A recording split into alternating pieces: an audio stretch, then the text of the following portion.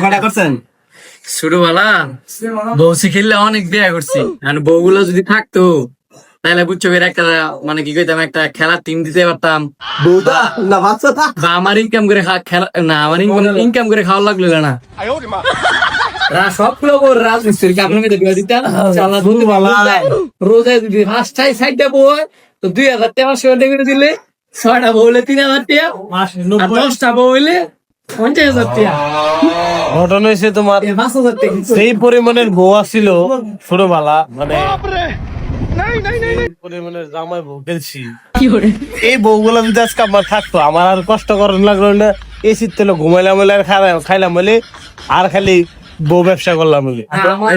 আঠুর কটা থাকলে আমার লাগে ছোটবেলা মনে করো যে আমার এটা যত সিরিজ আছে, আইফোনের যত সিরিজ আছে সব সিরিয়াল একটা করে রাখলাম। এত এত এখন কষ্ট পাওয়া যায় না।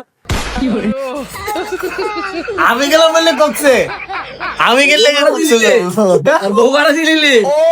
হ্যাঁ বলে আর কক্সে বউ ভাড়া দিলে চিন্তা না করো মানে না। বউ ব্যবসা করলাম বলে কাপল ব্লগ নামের বউ ব্যবসা, কাপল ব্লগ নামের বউ ব্যবসা করলাম বলে। কারণ ছোটবেলা আমি স্বপ্নের লেগে পাগল আছেন। খেয়াল কইতাম ছোটবেলা শুরু একটা খেয়াল কইতাম স্বপ্নের বিয়ে করবো, স্বপ্নের বিয়ে করবো। আজ যাব না।